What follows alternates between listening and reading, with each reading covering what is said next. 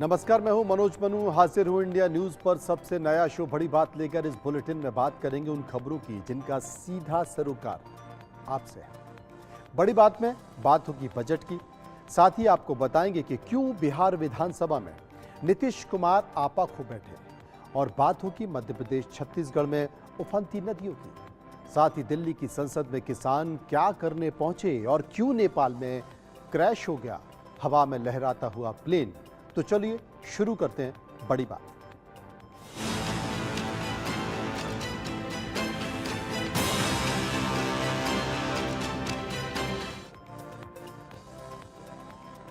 बड़ी बात बिहार विधानसभा की। बिहार विधानसभा के मानसून सत्र में आज कार्रवाई शुरू होते ही आरजेडी, कांग्रेस समेत अन्य विपक्षी विधायकों ने जोरदार हंगामा किया। विपक्ष सदस्यों के हंगामे को देखकर मुख्यमंत्री नीतीश कुमार नाराज दिखे। सदन में आरजेडी की एक महिला विधायक पर भड़कते हुए मुख्यमंत्री नीतीश कुमार ने कहा, अरे महिला हो तो कुछ जानती भी हो। मसौड़ी की आरजेडी विधायक रेखा देवी को सख्त नसीहत देते हुए मुख्यमंत्री नीतीश कुमार ने कहा, कहां से आ जाते हैं, कुछ लोगों ने कुछ किया भी है। इन लोगों ने 2005 के बाद महिला को हमने आगे बढ़ाया। दरअसल आरक्षण को संविधान की 9वीं अनुसूची में शामिल करने की मांग को लेकर विपक्षी सदस्य बेल में पहुंच गए और बेल में पहुंचकर हंगामा करने लगे। इसी कारण नीतीश कुमार नाराज हो गए।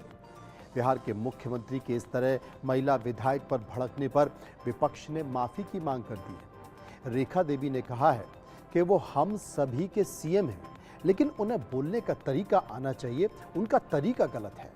आप महिला के बारे में बात कर रहे हैं। रेखा देवी ने कहा कि बिहार में महिलाएं भी सुरक्षित नहीं है। नीतीश बाबू ये भूल जाते हैं।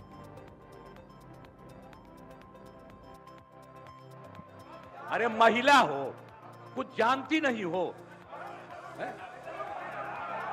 महिला को अरे अरे अरे बोल रही है, कहां से आते।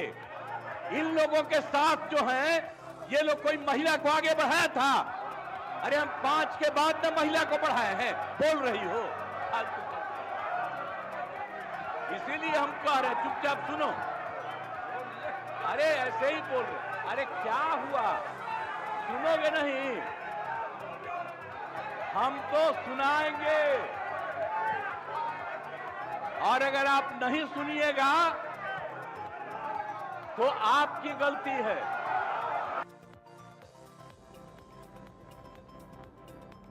बड़ी बात संसद से भी आई है। लोकसभा में विपक्ष के नेता राहुल गांधी ने आज संसद परिसर में किसान नेताओं से मुलाकात की। किसान नेताओं का 12 सदस्यीय प्रतिनिधि मंडल राहुल गांधी से मिला। किसानों से मुलाकात के बाद राहुल गांधी ने कहा कि कांग्रेस ने अपने मैनिफेस्टो में एमएसपी की कानूनी गारंटी देने की बात कही थी। हमने आकलन किया है और एमएसपी की गारंटी दी जा सकती है।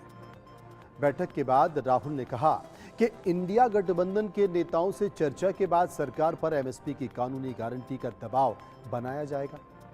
राहुल गांधी ने आरोप लगाया कि किसानों को संसद भवन में एंट्री नहीं दी जा रही थी और काफी देर बाद उन्हें संसद में आने की परमिशन मिली है। एमएसपी गारंटी को लेकर किसान हरियाणा और राजस्थान के शंभू बॉर्डर पर जमे हुए हैं और 15 अगस्त को ट्रैक्टर रैली का भी ऐलान किया गया है।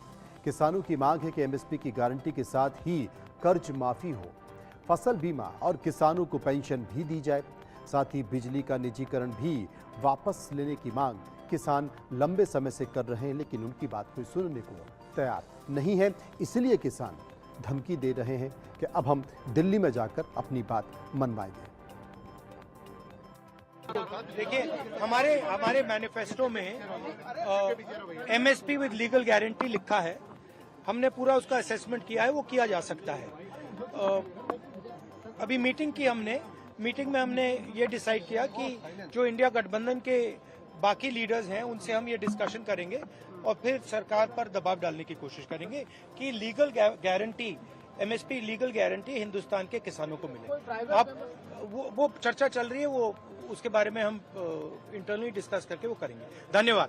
Thank you.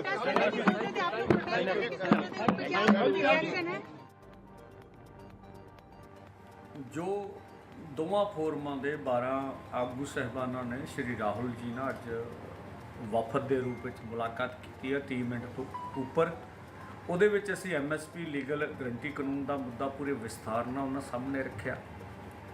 ਆ ਜੋ 13 ਫਰਵਰੀ ਨੂੰ ਸਾਨੂੰ ਰੋਕ ਕੇ ਹਰਿਆਣਾ ਦੇ ਬਾਰਡਰਾਂ ਦੇ ਉੱਤੇ ਜਿਹੜੇ ਜ਼ੁਲਮ ਕੀਤੇ ਹੈਗੇ ਆ, ਉਹ ਗੱਲ ਵੀ ਸਾਹਮਣੇ ਰੱਖੀ ਆ। ਜਿਵੇਂ ਇੱਕ ਕਿਸਾਨ ਨੂੰ ਸ਼ਹੀਦ ਕੀਤਾ, 433 ਜ਼ਖਮੀ ਕੀਤੇ, ਜ਼ਹਿਰੀ ਗੈਸਾਂ ਦਾ ਵਰਤੋਂ ਕੀਤੀ ਆ। ਜਿਹੜੇ ਹੁਣ ਗਲੈਂਟਰੀ ਅਵਾਰਡ ਆ, ਜਿਹੜੇ ਹਰਿਆਣਾ ਦੇ 6 IPS ਜਾਂ HPPS ਅਧਿਕਾਰੀਆਂ ਨੂੰ ਸਨਮਾਨ ਕਰਨ ਦੀ ਗੱਲ ਹੈਗੀ ਆ, ਉਹ ਵੀ ਉਹਨਾਂ ਦੇ ਸਾਹਮਣੇ ਰੱਖੀ ਹੈਗੀ ਆ।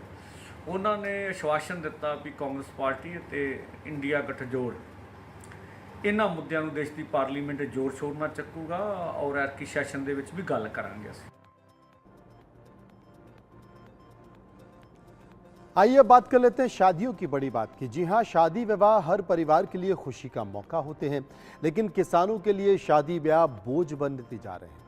समाज में शादी होने पर महंगे खर्च किसान वहन नहीं कर पा रहे हैं। शादी की दावत, महंगे कपड़े, सोने चांदी के गहने जैसी चीज़ें भारत में शादी को बेहद महंगा अवसर बना देती हैं।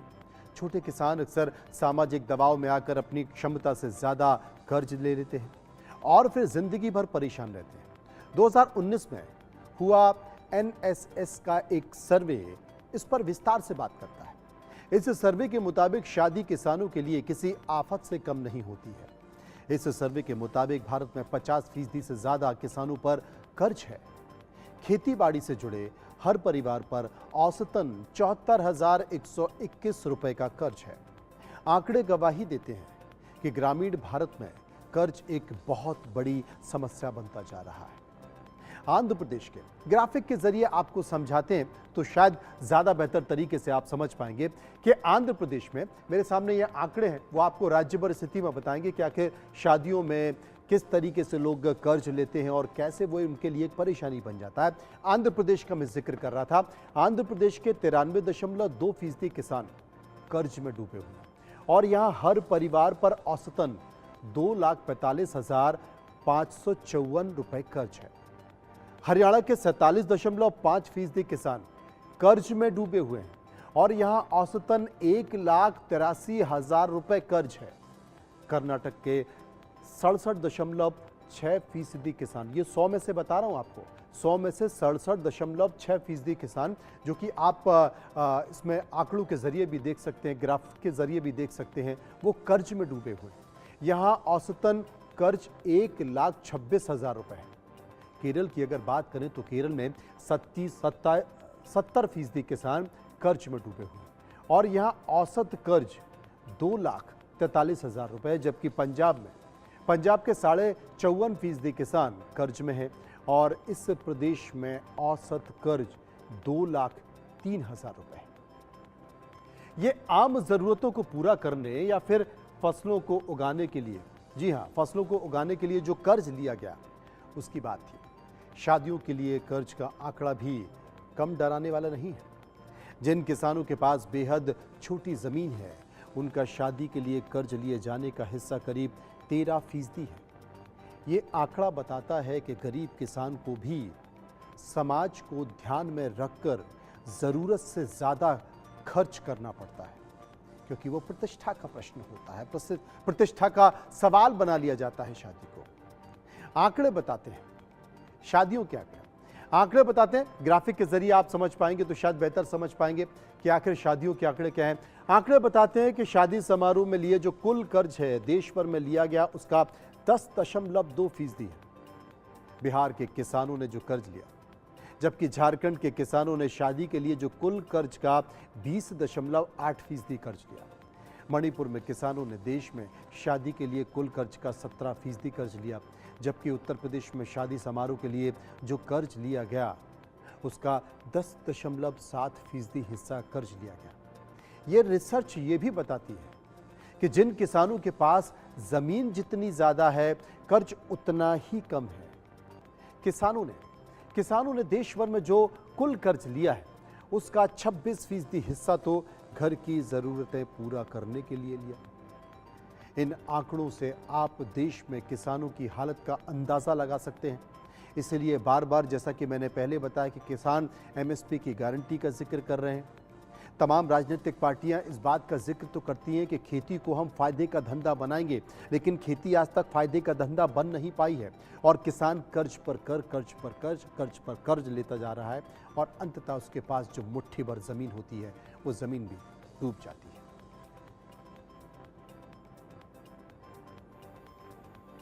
बारिश की बड़ी बात। जी हां, मध्य प्रदेश और छत्तीसगढ़ में भारी बारिश से नदियां उफान पर हैं। कोरबा में भारी बारिश के बाद गेबरा कोयला खदान के आसपास पानी का तांडव करता नजर आ रहा है। मूसलाधार बारिश के बाद बारिश का पानी खदान के अंदर भी दाखिल हो गया है। खदान के आसपास खड़े वाहन भी पानी में डूब गए हैं। वहीं मध्य प्रदेश के कटनी में 24 घंटे से हो रही मूसलाधार बारिश के बाद निचले इलाके में 6 गांव के लोगों को सुरक्षित स्थान पर ले जाने के लिए कहा है। ढीमरखेड़ा इलाके में हालत लगातार बिगड़ते जा रहे हैं। प्रशासन ग्रामीणों को रेस्क्यू कर रहा है और उनके खाने पीने का भी बंदोबस्त कर रहा है। बेलकुंड नदी में बाढ़ की स्थिति बनी हुई है और पुल के ऊपर से पानी बह रहा है। इधर छत्तीसगढ़ के दुर्ग में भारी बारिश के बाद शिवनाथ नदी खतरे के निशान से ऊपर बह रही है। जिला प्रशासन और दुर्ग नगर निगम के साथ ही एसडीआरएफ की टीमें राहत और बचाव कार्य में लगी हैं। राजनांदगांव के मोगरा बैराज में 80,000 क्यूसेक पानी छोड़े जाने के बाद हालत तेजी से बिगड़ रहे हैं और कई गांवों का संपर्क भी कट गया है।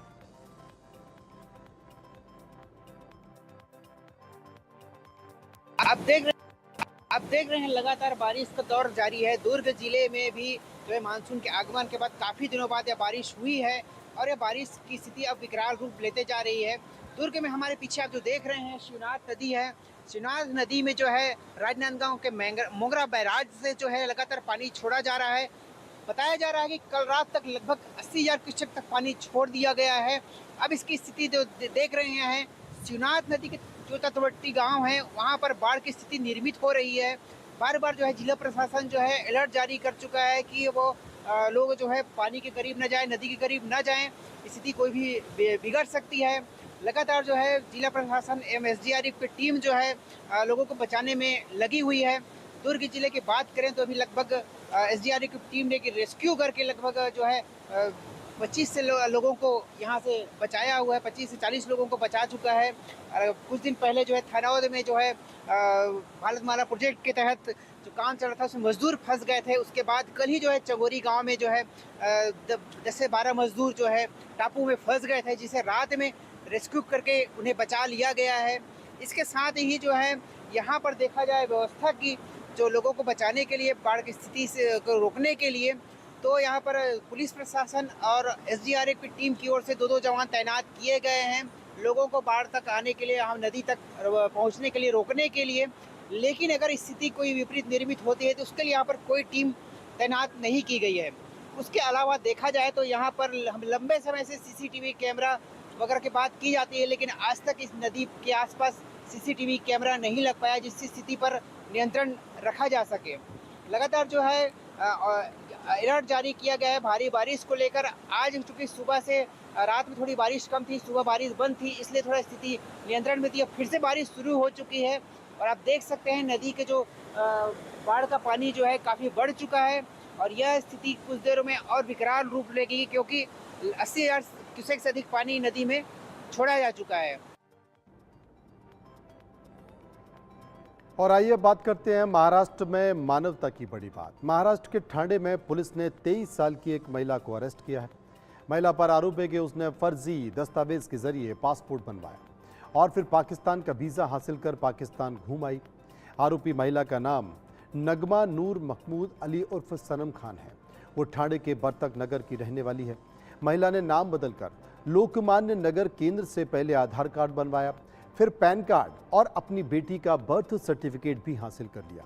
इसके बाद इन फर्जी दस्तावेजों के आधार पर महिला ने पासपोर्ट का आवेदन किया और उसे पासपोर्ट भी मिल गया। इस पासपोर्ट को लेकर महिला ने पाकिस्तानी एम्बेसी से पाकिस्तान का वीज़ा भी आसानी से हासिल कर लिया। महिला के वापस ठाणे आने के बाद उसके खिलाफ केस दर्ज किया गया। महिला पर नकली दस्तावेजों के आधार पर पासपोर्ट बनवाने का आरोप है। महिला की मदद करने वाले अज्ञात शख्स के खिलाफ भी केस दर्ज किया गया है। इस पूरी प्रक्रिया में महिला को 1 साल का वक्त लगा, लेकिन एजेंसियों को इसकी भनक तक नहीं लगी। बताया जाता है कि महिला की दोस्ती इंटरनेट के जरिए पाकिस्तानी शख्स से हुई और अपने प्रेमी से मिलने के लिए ही महिला ने फर्जी पासपोर्ट बनवाकर वीज़ा भी हासिल कर लिया। पाकिस्तान की लंबी यात्रा भी की। हालांकि ये जानकारी नहीं मिल पाई है कि महिला ने पाकिस्तान में प्रेमी से निकाह किया या फिर नहीं। फिलहाल पुलिस महिला से पूछताछ कर रही है और ये जानने की कोशिश कर रही है कि नकली दस्तावेज बनवाने में कुल कितने लोग शामिल थे।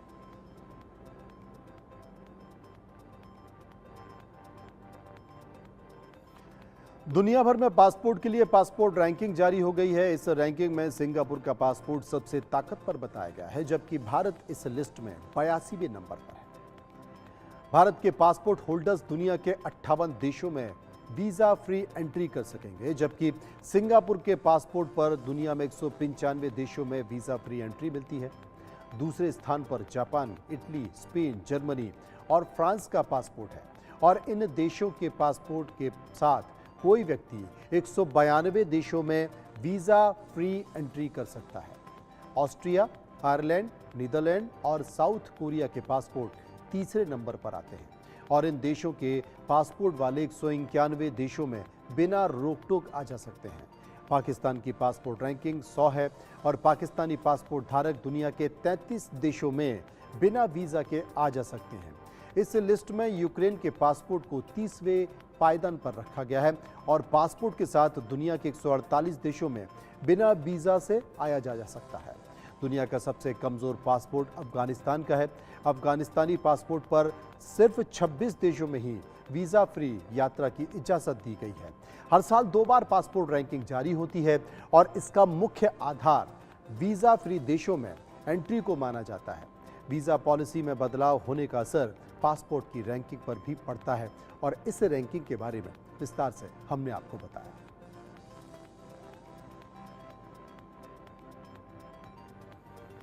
अब विमान क्रैश की बड़ी बात। नेपाल की राजधानी काठमांडू में एक विमान क्रैश में 18 लोगों की मौत हो गई है, जबकि एक पायलट एम शाक्या गंभीर रूप से घायल हुआ है और उसका अस्पताल में इलाज चल रहा है।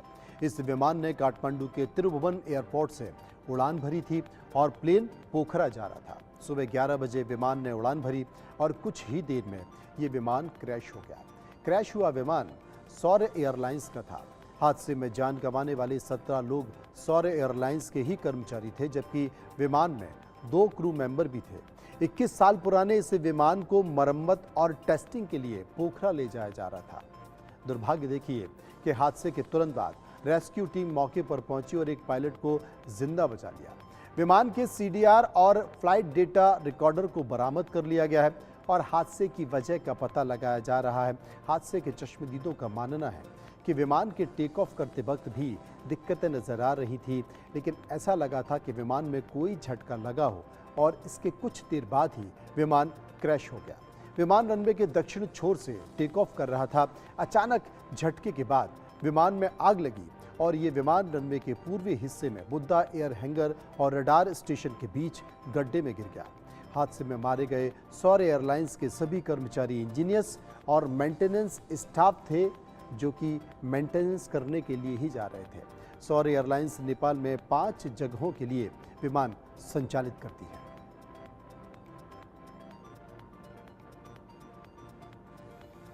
बेंगलुरु पुलिस ने बाइक चोरी की कई वारदातों को एक साथ सुलझाने का दावा किया है। पुलिस ने बाइक चोर को भी अरेस्ट किया है, लेकिन बाइक चोरी की जो वजह सामने आई है वो चौंकाने वाली है। बाइक चोर बीते लंबे वक्त से बाइक को चोरी कर बेचने का काम कर रहा था, लेकिन उसने चोरी की कमाई अय्याशी में नहीं उड़ाई, बल्कि एक कैंसर पीड़ित के इलाज पर खर्च की है। बाइक चोर के दोस्त की बीवी को कैंसर है। कुछ वक्त पहले चोर की पत्नी उसे छोड़कर चली गई और तब दोस्त और उसकी पत्नी ने ही आरोपी चोर को संभाला था। पकड़े गए चोर का नाम अशोक उर्फ एप्पल है। एप्पल नाम इसलिए पड़ा क्योंकि बाइक चोरी से पहले वो बेंगलुरु में ही फल बेचने का काम करता है। बाइक चोर अशोक का टारगेट सिर्फ केटीएम और बजाज पल्सर बाइक ही होती थी। कुछ दिन पहले अशोक और उसके साथी ने बेंगलुरु के गिरिनगर में एक सॉफ्टवेयर इंजीनियर की बाइक चुराई थी। इस मामले की जांच करते हुए ही पुलिस को अशोक के बारे में पता चला। अशोक के रिकॉर्ड खंगाले गए तो पता चला कि उसके खिलाफ बाइक चोरी के 15 केस पहले से दर्ज हैं। एक अन्य मामले में अशोक जेल भी गया है और 1 महीने पहले ही जेल से रिहा हुआ। आरोपी अशोक ने पूछताछ में बताया कि चोरी से कमाए गए सारे पैसे उसके दोस्त की पत्नी के ब्रेस्ट कैंसर इलाज में खर्च किए जाते हैं। अशोक का दोस्त भी आदतन अपराधी है और वो भी बाइक चोरी का काम करता है। सतीश के खिलाफ भी चोरी और डकैती के करीब 40 केस दर्ज हैं। चोरों के पास से 10 बाइक भी बरामद की गई है।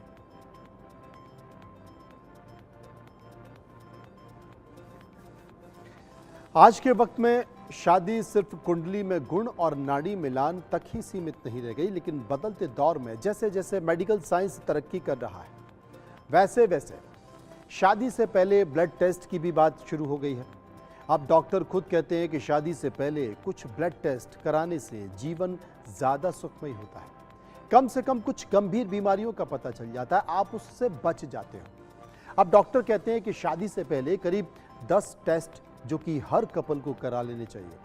डॉक्टर की माने तो सबसे पहले blood group RH factor test कराने चाहिए, यानी कि ब्लड ग्रुप पॉजिटिव या फिर नेगेटिव फैक्टर है। इसके अलावा ग्राफिक के जरिए आपको समझाता हूं, शायद ज़्यादा बेहतर तरीके से समझ सकते हैं, क्योंकि ये आप समझेंगे तो बहुत सारी चीज़ें आसानी से आपको समझ में आ जाएंगी कि ये क्यों ज़रूरी है। इसके अलावा STD टेस्ट कराना चाहिए, जो कि सेक्सुअली ट्रांसमिटेड बीमारियों के लिए होता है। इसके अलावा HIV टेस्ट बेहद ज़रूरी है, जो बताता है कि आपका पार्टनर पहले से HIV पॉजिटिव तो नहीं है। हेपेटाइटिस, फर्टिलिटी टेस्ट और थैलेसीमिया स्क्रीनिंग भी कुछ ज़रूरी टेस्ट हैं। इसके अलावा मेंटल हेल्थ असेसमेंट और रूबेला इम्यूनिटी टेस्ट के साथ ही कैंसर स्क्रीनिंग टेस्ट भी करा लेना चाहिए। ये बताते हैं कि आपके पार्टनर को कैंसर तो नहीं है या कैंसर होने की कोई संभावना तो नहीं है। थैलेसीमिया ब्लड टेस्ट कराना भी बेहद ज़रूरी है। थैलेसीमिया एक ब्लड डिसऑर्डर है जिसका परमानेंट इलाज अब तक नहीं मिला है। थैलेसीमिया से पीड़ित माँ या पिता से ये बीमारी बच्चे में होने की संभावना होती है। वहीं हेपेटाइटिस B और हेपेटाइटिस C का टेस्ट भी करा लेना चाहिए, जो कि बेहद ज़रूरी है। ये बीमारियां भी मेडिकल साइंस में ठीक नहीं होती हैं, बस इनके बढ़ने की रफ्तार कम की जा सकती है। हेपेटाइटिस सीधे लिवर का अफेक्ट करती है। अमिताभ बच्चन भी दशकों से हेपेटाइटिस से पीड़ित हैं, लेकिन अपने लाइफ स्टाइल की बदौलत उनका लिवर अब भी काम कर रहा है।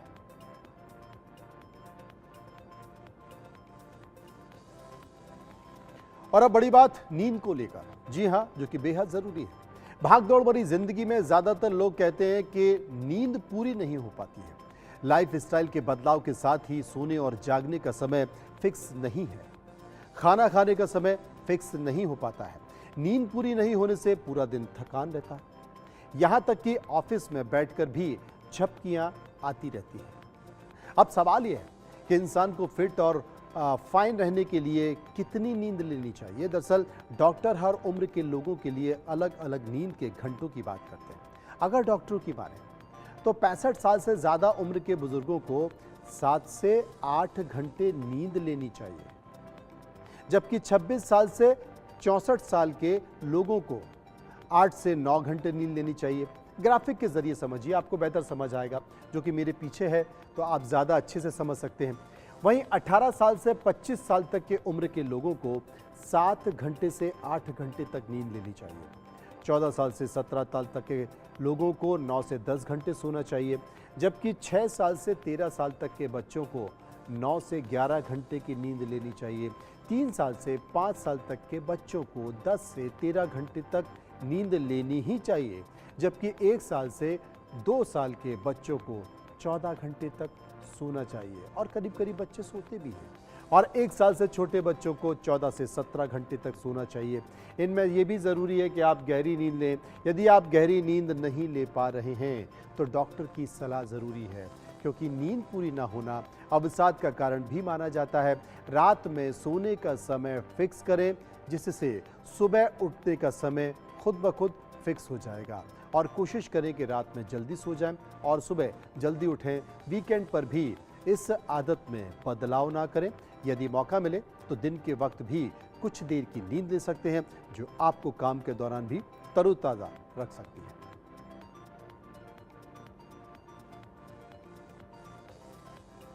देश में प्रतियोगी परीक्षा का हाल क्या है, इसका सबसे अच्छा उदाहरण उत्तर प्रदेश में साल 2018 में आया।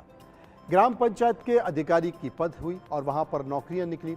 ग्राम विकास अधिकारी, जी हां, ग्राम विकास अधिकारी और समाज कल्याण पर्यवेक्षक के पदों की हुई परीक्षा और इस परीक्षा में बैठे अभ्यर्थी अब भी रिजल्ट की प्रतीक्षा कर रहे हैं। 2018 में इस परीक्षा को आयोजित किया गया और फिर कुछ गड़बड़ियों के कारण परीक्षा रद्द कर दी गई। इसके बाद सालों लंबे इंतजार के बाद 2023 के जून महीने में परीक्षा दोबारा से आयोजित की गई, लेकिन 1 साल से भी ज्यादा का वक्त निकल गया। परीक्षा का रिजल्ट अब तक नहीं आ पाया। अब परीक्षा आयोजित कराने वाला Uttar Pradesh subordinate service selection commission कह रहा है कि डॉक्यूमेंट वेरिफिकेशन हो चुका है, रिजल्ट बनाया जा रहा है, अगस्त महीने में नतीजा घोषित कर दिया जाएगा और नतीजों के साथ ही अभ्यर्थियों को नियुक्ति पत्र भी दे दिए जाएंगे। दरअसल परीक्षा में गड़बड़ी की शिकायत के बाद मामला एसआईटी को सौंप दिया गया।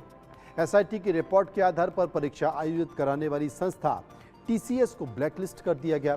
अब मामला अब भी हाईकोर्ट में चल रहा है, लेकिन इन गड़बड़ियों के बीच सच ये है कि 6 साल बीतने के बाद भी 1953 अभ्यर्थियों को नौकरी नहीं मिल पाई है। ये भी समझ लीजिए और ये भी समझ से परे है कि 1 साल पहले परीक्षा आयोजित हुई और रिजल्ट अब तक नहीं आ पाया। अब इसे आप क्या कहेंगे?